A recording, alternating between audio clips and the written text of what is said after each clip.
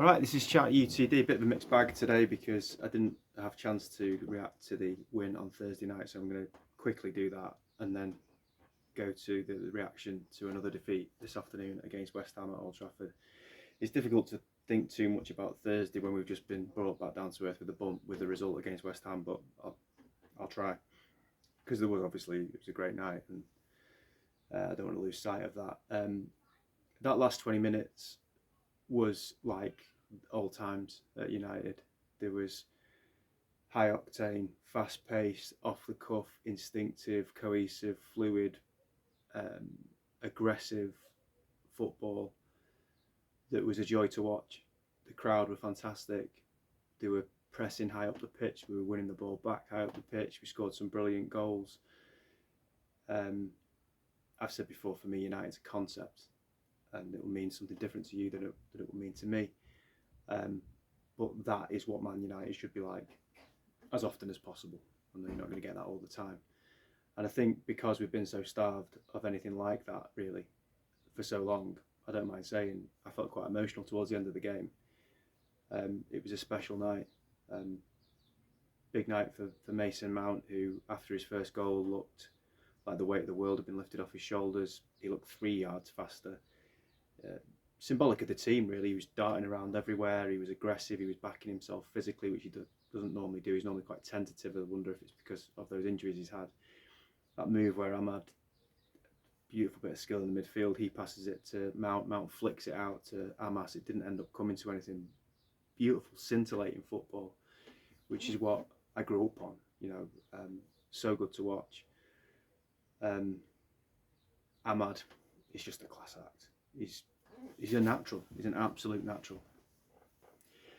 And you saw again today in a team full of players that normally are very wooden and robotic, and everything stop-start, everything looks difficult for them.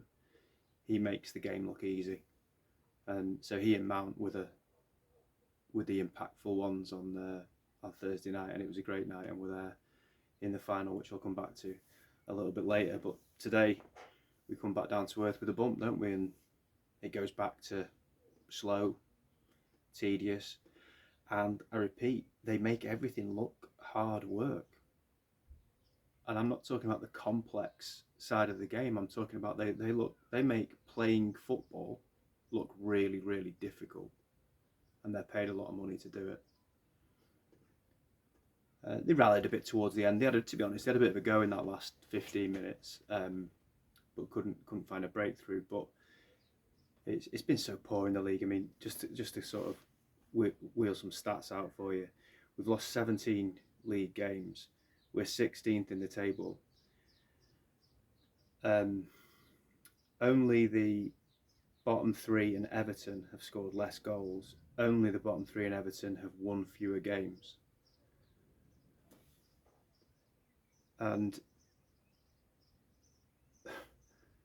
the only, I mean, we could finish 17th, but the only reason we're not already 17th is because Spurs have also clocked off in the league season as well. They're done, and they're focusing on the Europa League as well.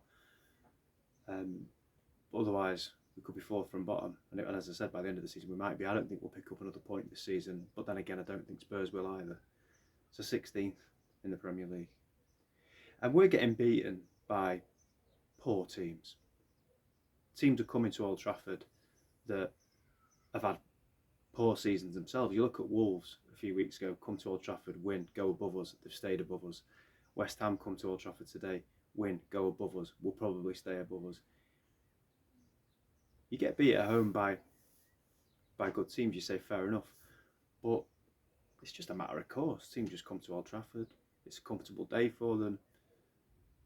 Don't even really feel like it's a famous win anymore. And those statistics are just surreal. It's surreal to read them out. It's surreal. It feels like I'm talking about another team. It's staggering, really. It really is. I think what's happening right now in terms of these last few league games, I don't think we won in 7 games. Some sort of, before, is it 2 points in out of 21 or something like that. From when we came back after the international break, the focus has been on the Europa League. We've had the quarter-final two-legged game, we've had the semi-final two-legged game, and we've got a final. And I know some ex-players aren't happy with it. Scholesy, Roy Keane have said, you play for Man United, you should be able to play in two competitions. You should be able to play 2 or 3 times a week. It shouldn't be a problem. I don't think Ruben Amorim's setting the team up and saying to them, do you know what, lads, I don't care if we get beat today. Don't really matter. I'm sure he's not. But you take off 2 or 3% from a team that's already not very good, you get what you get. That intrinsic motivation to go and be the absolute best version of themselves, it's not there, because everything's on the Europa League, rightly or wrongly it is. And you could say in an ideal world, well, you play for Man United, you should have pride, you're getting paid a lot of money, fans are going to watch you. Yeah, and I'm sure that's all a consideration, but that edge, that jeopardy, it's not there. And you put that along with the fact that we're a poor team, and for the first 2/3 of the season we were pretty shit anyway. You know, you can't blame the Europa League for why we were so bad up until March, but I definitely think it's played a part in our form in the last 7 games, because up until that international break, I did a video, I'm sure I said that I think we lost 3 games in 17 in all competitions, and I said then we've got some tough games coming up and the Europa League knockouts. So I anticipated it wouldn't be good, perhaps anticipated it wouldn't be this bad. Let's say the same for the whole season, really, couldn't you? I predicted we'd finish between 7th and 10th, which I thought was an absolute disaster. And we're 6 places lower than my worst case scenario. So there's got to be questions asked then, hasn't there? And, you know, there is scrutiny on everybody at Old Trafford, there is. And there's a scrutiny on the manager. And I like him, but it's far worse than I anticipated it was going to be. If you'd have said to me in November, he's going to come in, he's not going to get any of his own players, which he hasn't, the players won't adapt to the system, and we're going to struggle, I'd have still expected it to be far better than it is now. This is like unfathomably bad. There are mitigating circumstances. I've just mentioned the Europa League in the last 7 games. I think it's played its part, and because it's the priority. He hasn't got his own players. He has come in partway through the season. He's a manager who plays a very specific formation for which you need very specific types of players, and we haven't got those players. And we don't have brilliant players if we played 4-3-3 or 4-2-3-1. We still don't have a very good team. But trying to get them to play a different system, it's difficult. So there's mitigation there, but it has to be better than this. And there has to be questions asked. And there is. One of the big issues the club's got is that in the summer, they've got to give Amorim some tools to do his job the way he wants to do it with that specific formation. But if you do that and it doesn't go well and you find yourself sacking him next season, you've got a team then that's more suited to playing 3-4-3, and it's a very specific formation. You don't get many managers who play that way, so you're going to have to try and find one. You're narrowing your pool, aren't you? You know, you look at the amount of managers that are out there that could come and do a job at Manchester United. It won't be that big, but then you're narrowing it down further by saying, well, it has to be a manager that plays 3-4-3, or you bring in someone who plays a completely different way, and you're facing the same problems again. It's a big call in this next year. Like, for me, they've got to go all in for Amorim, and it's a risk given what we've seen so far. But you've got to now, and give him some tools to do the job properly. Going back to the Europa League final, I'm really looking forward to it. And first and foremost, I want us to win it because it's a European trophy. And maybe I'm old school, but that's my primary excitement, is that we can win a European trophy. The sub benefit of that is that obviously we get into the Champions League. I'm not overly bothered about playing in the Champions League next year because I don't think we're anywhere near ready.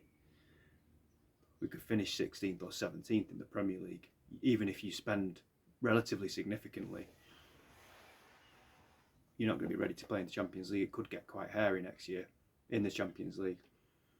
That's not what I'm bothered about. I'm bothered about the fact that it could potentially double our budget. Although I don't think that's an absolute given, knowing the owners. So I want us to win it because it's a European trophy. And look, you look at a club the size of Manchester United, and we've only won 5 European trophies in our history. We've won the European Cup / Champions League 3 times. We've won the Cup Winners' Cup in '91, and we won the Europa League with Mourinho. For a club the size of Man United, that's not good. So we're not getting to European finals every year.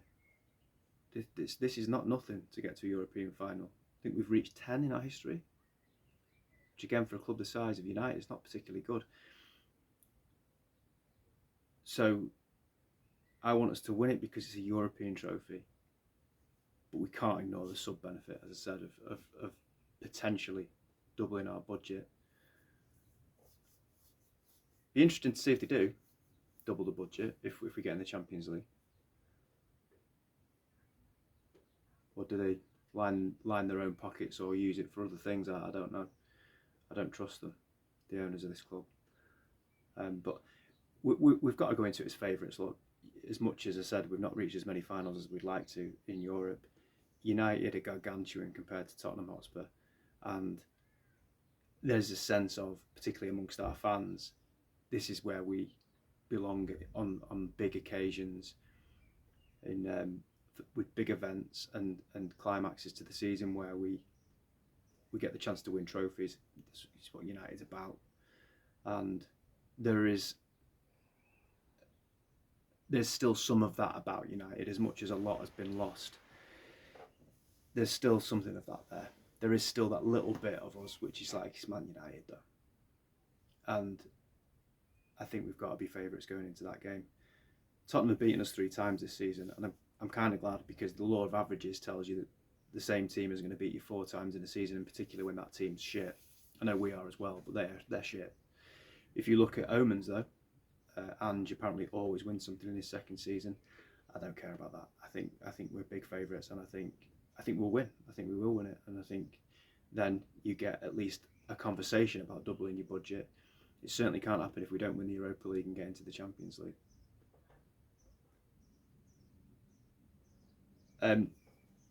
Just on a slight aside, Bruno Fernandes has been a subject of rumours this week that a team from Saudi Arabia is going to put in a bid of £120 million for him and pay him, I heard, £1.2 million a week, tax-free.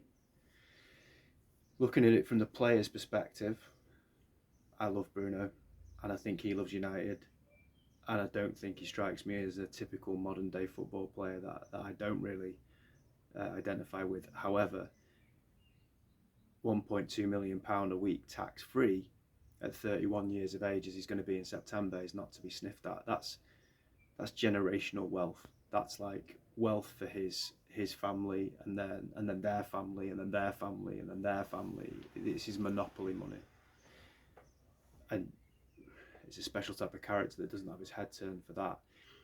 Because it's tax free, that would be 5 times what he's on now. I mean, that's staggering, isn't it? And from the club's perspective, he's 31 in September, and the Glazers are still the majority owners of Manchester United. And I think their eyes will be lighting up at this, the prospect of getting 120 million quid. If it happens, I'll be looking very closely at what happens with that money, because I don't for one second trust that will be reinvested back into the squad.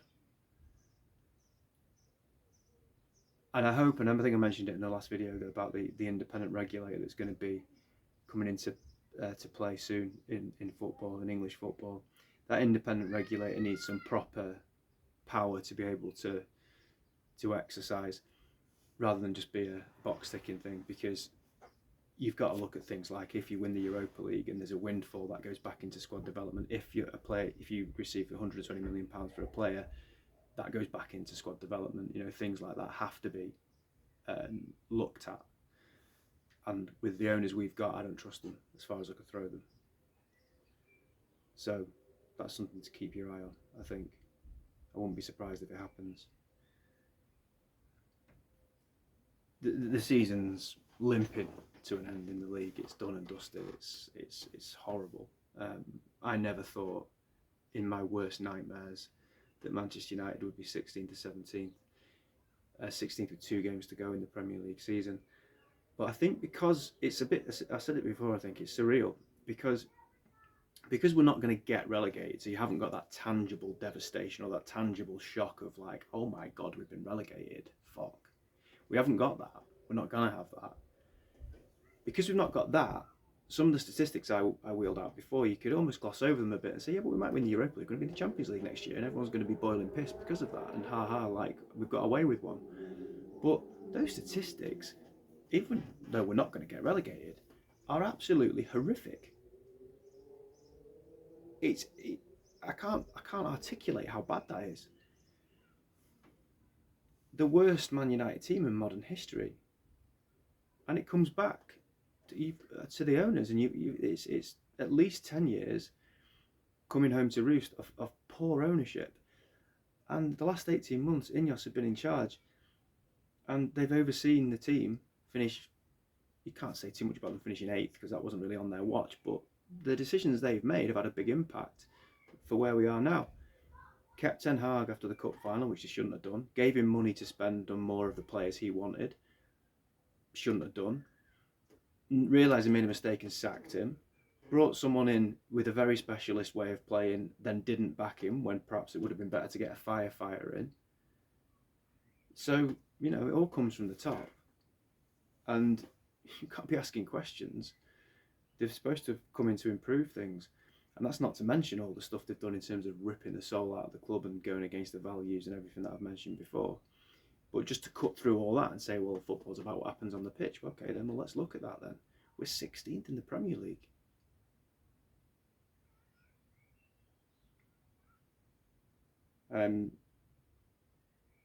That centre, just to finish off, that De Ligt got injured last week. Yoro got injured today. We're looking really low on the ground, really thin on the ground in terms of centre backs for that Europa League game as well. So that's not great, but everything's on that, isn't it? And at least we're there, and at least we did have. I thought it was a super night at Old Trafford on Thursday, and as I say, back down to earth with the bump today. Glazers out.